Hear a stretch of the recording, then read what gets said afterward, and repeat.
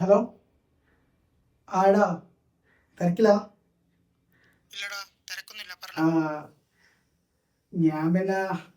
ഞാൻ നാട്ടിലേക്ക് വരുന്നുണ്ട് അടുത്ത ആഴ്ച. ആ, പെട്ടെന്ന് ലീവ് കിട്ടി. അപ്പോൾ പെട്ടെന്ന് വരാൻ വിചാരിച്ചു. പിന്നെ നീ ഒന്ന് വണ്ടിയും കൊണ്ട് വരുമോ എയർപോർട്ടിലേക്ക് എന്നെ പിക്ക് ചെയ്യാൻ? എടാ, അത് പിന്നെ അടുത്ത ആഴ്ച അച്ഛനെ കൂടി ആശുപത്രിയിൽ പോകടാ.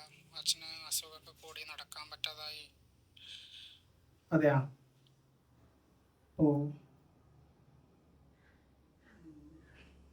സാറടാ, കുഴപ്പമില്ല. ഞാൻ എന്നാല് വേറെ ആരെങ്കിലും വിളിച്ചോ വിടും കേട്ടോ. ആ, അത് പിന്നെ എൻ്റെ കൂട്ടത്തിലൊരു ഫിലിപ്പീനി കൊച്ചുണ്ട്, ഒരു പെണ്ണ്, എൻ്റെ ഒരു ഫ്രണ്ടാണ്.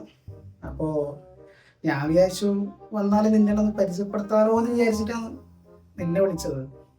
എടാ, അടുത്ത ആ, ആഴ്ചയല്ലേ, ഞാനൊന്ന് നോക്കട്ടെ. പ്രശ്നമില്ലടാ, ഞാൻ വേറെ വണ്ടി നോക്കിക്കോളാം കേട്ടോ. എടാ, സാരില്ല, അച്ഛൻ അത്ര ആ, കഴിയാത്തൊന്നുമില്ല. കുഴപ്പമില്ല. വേണ്ട, പ്രശ്നമില്ല, നീ വരണ്ട. അച്ഛനെയും കൂടി ആശുപത്രിയിലും പോകും, പാവം ബസ്സിലെല്ലാം പോണ്ടേ. എടാ, വേണ്ട വേണ്ട, കള്ളക്കട വേണ്ടടാ. ബസ്സിൽ കയറി പോട്ടെ, അതൊന്നും പ്രശ്നമൊന്നുമില്ല. അതെയാ? നീ ആരെയും വിളിക്കണ്ട, ഞാൻ വരാട്ടോ. എന്നാ ശരി, ഞാൻ വരുന്ന സമയത്ത് വിളിക്കാം കേട്ടോ. ഓക്കെ. ഓക്കെ ഓക്കേടാ, ശരി. എടാ മോനെ, നിന്നല്ല, നിന്റെ അച്ഛനെ വിറ്റ പൈസ എൻ്റെ കയ്യിലുണ്ട്, പിന്നല്ലേ.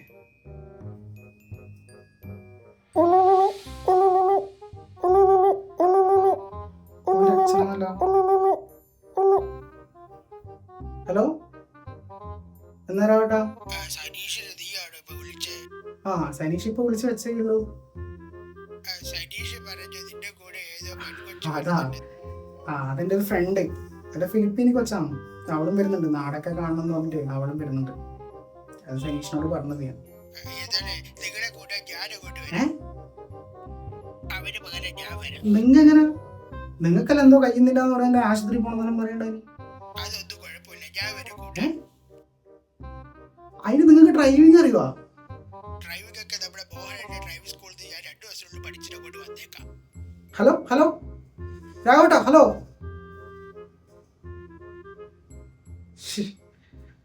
എന്ത്